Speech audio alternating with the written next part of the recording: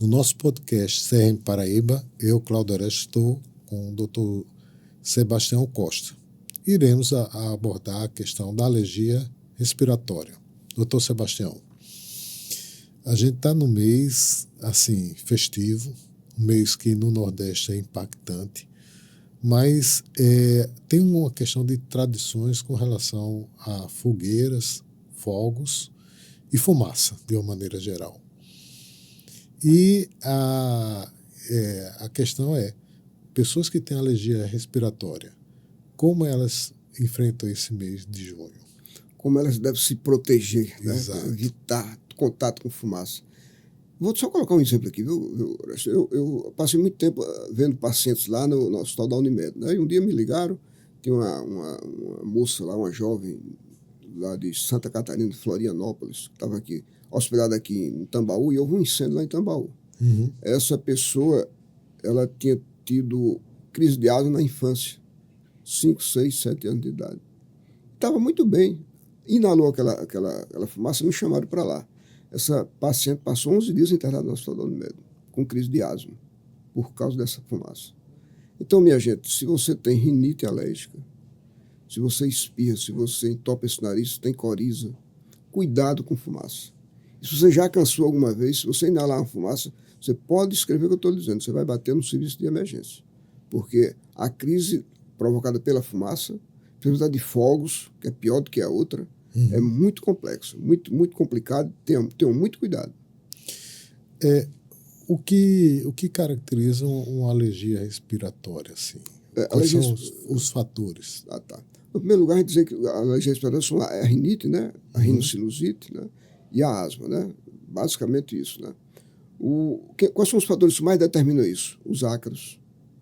Os ácaros, tem 3 tipos de ácaros que mais provocam alergia respiratória. Eu digo muito para meus pacientes, quarto de alérgico precisa entrar sol. Quanto mais escuro for o seu quarto, quanto mais umidade tiver no seu quarto, mais vai ter fungos e mais vai ter ácaros, que são os principais responsáveis pela alergia respiratória. Diz até que o ácaro tem parentesco com o vampiro, né? Por quê? Porque não gosta de claridade. Né? Tá. Tem isso. Outra coisa importante quando você, que é alérgico, abrir um guarda-roupa e sentir cheiro de mofo, aquilo são os fungos. Sim. Fungos dão muita alergia. Mas, essencialmente, dizer para vocês que onde tem fungo tem ácaro, que é o principal responsável pelas alergias. São primos. Porque o ácaro se alimenta de fungos. Onde tem fungo, ele está lá. Outra coisa interessante nesse histórico aí, nesse contexto, Orestes, Cláudio, é que eles também se alimentam de restos de pele, né? De escamas de pele. E onde é que tem mais isso? Na cama da pessoa. E é por isso que o ácaro, que as pessoas alérgicas, têm mais sintomas à noite. Porque o ácaro tem hábito noturno. É que a pessoa deita. Ele está sempre, durante o dia, ele está escondido em algum lugar. À noite ele sai para se alimentar. É o vampiro. Aí começa o vampiro, Aí começa a entrar no nariz da pessoa, no sistema respiratório, e começa as reações alérgicas. Né? A gente recomenda, primeiro, chegou o sol, abra a janela para entrar sol. Ácaro e fungo não suporta a luz solar. E outra coisa, deixa o colchão descoberto, porque eles ficam escondidos ali por trás da coxa de cama para a noite sair para se alimentar. Então, o ideal durante o dia é deixar a cama desforrada. Desforrada. Forrou, os ácaros estão ali por baixo. Acabei de falar, né? O ácaro tem hábito noturno, eles estão sempre durante o dia em algum lugar escondido. Eles gostam muito também daquelas frestas do sofá, da televisão. Né? Você está ali, começa a espirrar. Isso eu ouço muito isso dos meus pacientes. Doutor, eu chego na televisão e começo a espirrar. Eles estão ali, rapaz. Eles saem à noite e começam a... E, coincidentemente, esse mês de junho é um mês chuvoso e aumenta assim, a propensão para o desenvolvimento de fungos, né? Então, primeiro, as pessoas ficam mais com as portas fechadas. Escureceu, tem mais ácaro, tem mais fungo. E a umidade. Os fungos adoram umidade. E o ácaro, escuridão. Então, não tem um momento melhor para eles sobreviverem, proliferarem e produzir alergia. Pode prestar atenção no que eu estou falando. Todo alérgico complica no inverno. E, coincidentemente, dizem assim, que os quadros inflamatórios eles acontecem mais à noite, né? dor de dente, dor de articulações, Tem isso. eu até brinco de dor de cotovelo mais à noite, por conta da queda de um anti-inflamatório natural nosso, que é o cortisol. E aí também junta com esses fatores que o senhor está colocando, e aí torna mais propício essas crises. Até porque existe edema no nariz, existe edema nos brônquios, né? Exato. Existe um processo inflamatório aí, né? Mas, Cláudio, eu quero dizer também que nessa época do ano, porque aqui as pessoas têm mais alergia respiratória, as mudanças bruscas de temperatura. Uhum. Tá quente, esfria para chover, é espirro em cima do outro. É coceira no nariz, é coriza, nariz entupido, é tosse, chiado e cansaço. Tem essa história também. Nós fazemos lá no nosso consultório, Cláudio, as vacinas contra ácaros e fungos. Sim. A gente faz um teste alérgico, às vezes precisa fazer um exame chamado IgE, né, para identificar o tamanho daquela alergia. E se a gente correlaciona os dois e os sintomas respiratórios, a gente inicia um tratamento com vacinas. Mas eu aviso meus pacientes, olha, essa vacina, ela, de uma maneira mais científica, eu diria que essa vacina serve para aquelas alergias produzidas pela produção de IgE. Uhum. Ela trabalha exatamente na produção de IgE, né? Mas só que a fumaça dos fogos, as mudanças bruscas de temperatura, não tem relação com isso. Então as vacinas não chegam aí. As vacinas vão cobrir 80% a 90%, vão proteger 80% a 90% das alergias respiratórias. Os 10% e 20% restantes é responsabilidade do paciente. Precisa ter cuidado. Por exemplo, a gente solicita também que essas pessoas evitem muito varrer e espanar a casa. Sim. Ligar um ventilador, tá certo? Por que isso? Porque onde existe mais ácaros é na poeira de casa. Eles estão lá sempre, porque ali tem muita escama de pele das pessoas que eles adoram aquilo. É o cardápio deles.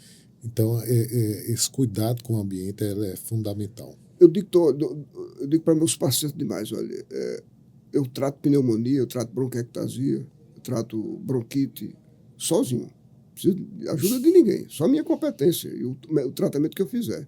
Agora, não tem método no mundo que trata uma alergia sozinho. Se não houver, as orientações não forem devidamente cumpridas. Isso que eu acabei de falar. Você pode usar o ventilador? Pode. Agora passa um pano no ventilador. Mas, doutor Sebastião, eu boto o ventilador no... Não é isso, minha gente. Você ligou o ventilador, sobe poeira de casa. E muita gente acha que só deve passar pano no ventilador quando já está acumulando poeira. Absolutamente. Ali é a parte visível, mas tem a parte invisível que fica antes e a pessoa não tem essa noção. Exatamente. Mas, essencialmente, Cláudio, o ventilador tem a capacidade de levantar poeira, rapaz. Poeira de casa. Está cheia de ácaros. Uhum. Aí o pessoal fala, doutor Sebastião, minha casa fica na frente de uma estrada, tem muita poeira. Ali não tem ácaro, não, rapaz. A ácaro está dentro de sua casa. Quando você varre, espana. Passa um pano úmido, né? Já ajuda muito, né? Outra coisa que eu falo muito para as pessoas terem cuidado é com relação... algumas crianças, Cláudio, elas existe o que a gente chama de asma induzida por exercício. Sim, atividade física. A criança chega, doutor Sebastião, meu filho estava tossindo. Eu digo, não cansa, mas tem rinite. A mãe é alérgica, o pai é alérgico. Então eu vou atrás de tosse variante de asma, que é a criança que corre, brinca, pula, começa a tossir.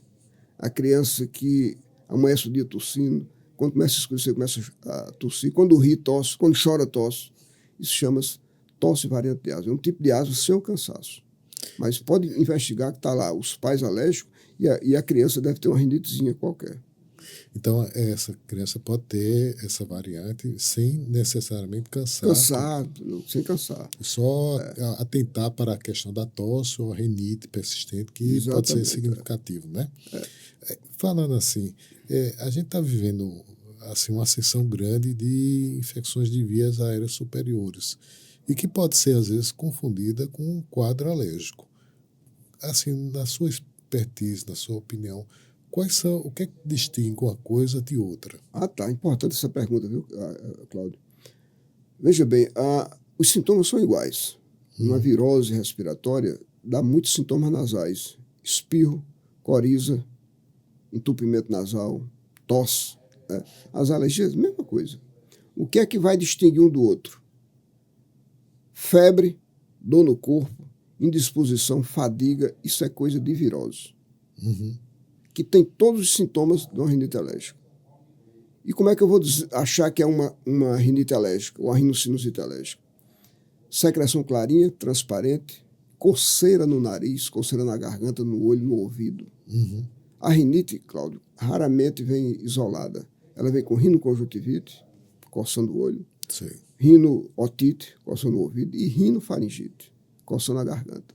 Isso, coceira é um sintoma muito prevalente das alergias. Então, quando tiver coceira, pense Em alergia. na alergia. Outra coisa importante, as viroses, Cláudio, têm uma capacidade de produzir secreção. A virose tem capacidade de reduzir a resistência orgânica da pessoa.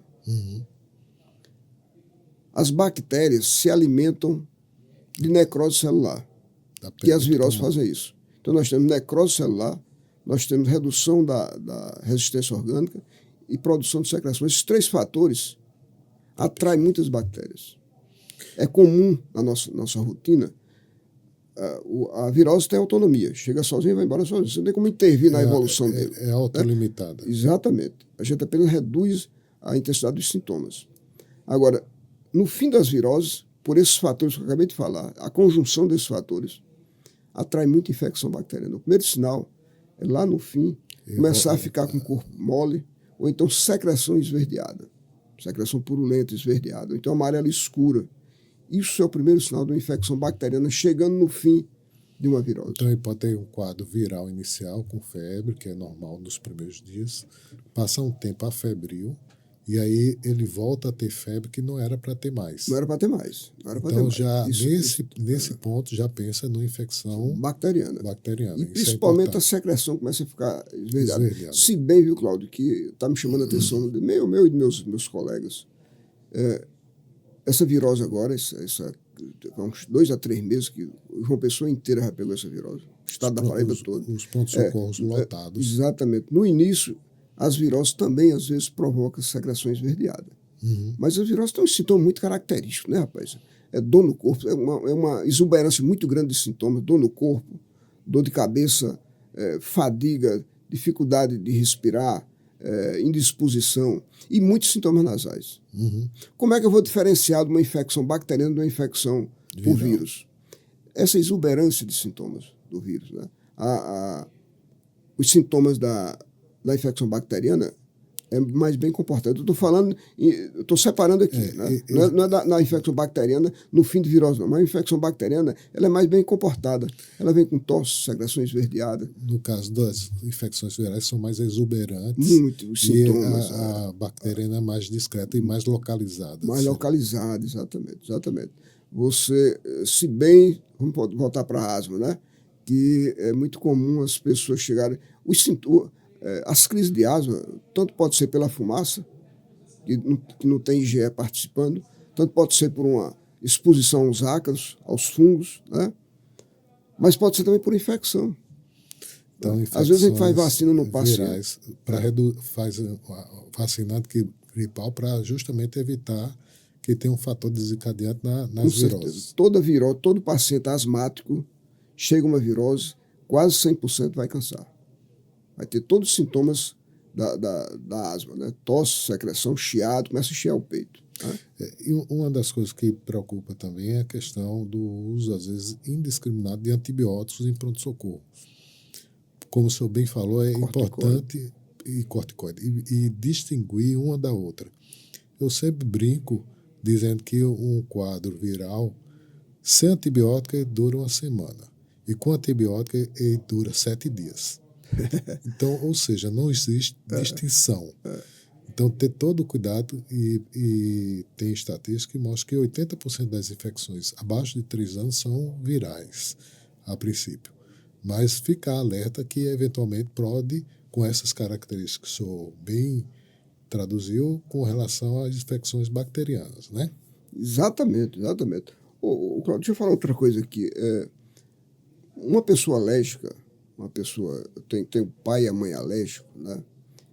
Chega no nosso consultório, às vezes, com 2 anos de idade, já cansando, com dispneia, com tosse, né? Aí eu pergunto, eu digo, menino, a mãe é alérgica? Eu tenho uma rinite. O pai cansa, já cansou, né? Então, quanto mais cedo chega a alergia respiratória, mais alérgica aquela criança vai ser. E eu costumo, quando isso acontece, eu investigar a dermatite atópica. Sim. A dermatite atópica é uma patologia que Associado. atinge 3 órgãos. Atinge a pele, a dermatite, o nariz, a rinite e os brônquios, a asma. É muito comum criança desenvolver essas 3 patologias a partir de uma base alérgica. Aí eu peço o exame chamado IgE total. Certo. Tá lá. É para ser Aí 160, tá 1.000, 2.000, 3.000, 4.000. Aquilo é uma dermatite atópica. Aquela criança tem muita coceira porque a pele fica muito ressecada, né? A gente precisa hidratar aquela pele bem hidratada. Investigar através de teste alérgico, dependendo da idade da criança, depois de 5 anos de idade, através das IgEs, né, para ácaros, para fungos. Tem 3 alimentos, Cláudio, que mais produzem alergia na pele, na dermatite atópica. Quais são? 3 proteínas do leite de vaca, né, caseína, alfa-albumina, beta-globulina, essas 3. A clara do ovo dá muita alergia. E o trigo. São as 3 mais importantes dentro desse contexto de dermatite atópica. Basicamente a base da alimentação da nossa população. É básico, fundamental. Né? As crianças principalmente, né? Crianças sem leite, sem trigo, como é que pode? Né? Isso. Aí, às vezes, a gente manda a mãe observar isso direitinho, né? Termina só pelas investigações, pela clínica, né? Pela conversa com a mãe ou com o pai, a gente diagnostica a dermatite atópica. E muitas vezes os pais, ou os adultos mesmo, eles querem uma prova da alergia. Quais são os exames assim que a gente pode evidenciar melhor um quadro alérgico?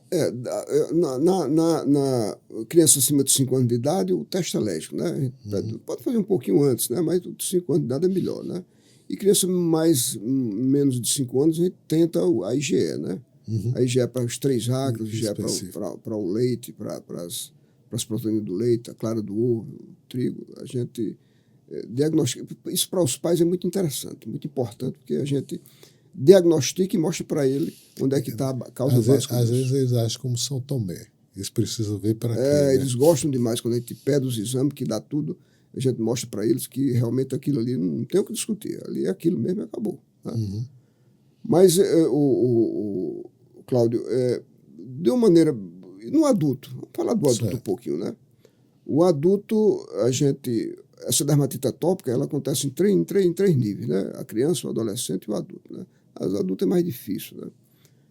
Mas o importante eu gosto muito de falar para os meus pacientes, é que chega um paciente, doutor Sebastião, eu cansei lá na infância.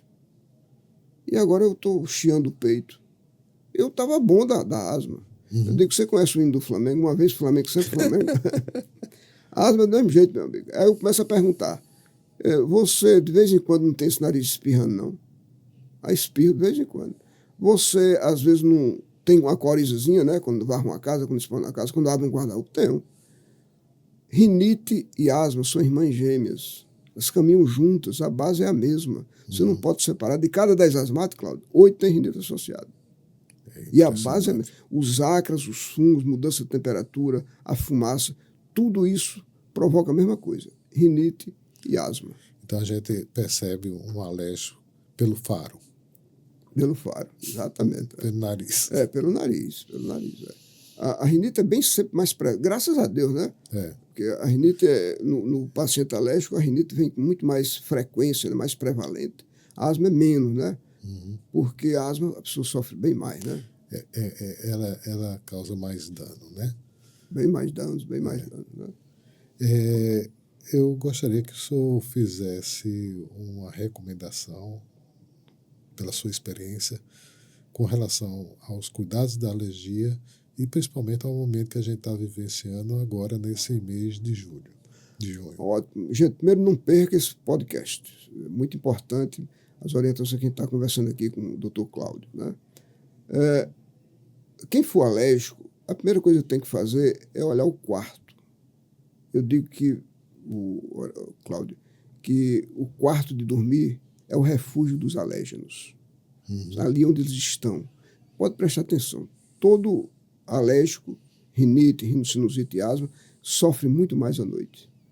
porque ali não estão os ácaros, estão os fungos. Umidade na parede de um quarto de alérgico, a gente jamais vai conseguir tratar essa pessoa se não resolver isso. Porque ali tem fungos, e onde tem fungos tem ácaro, porque ácaro, o fungo está no cardápio do ácaro. Portanto, também deixar o sol entrar. Chegou o sol, abre a janela, abre a porta do guarda-roupa, porque fechou, vai criar fungo. Onde tem fungo, vou repetir, tem ácaro para produzir as alergias, a rinite alérgica e a asma bronca.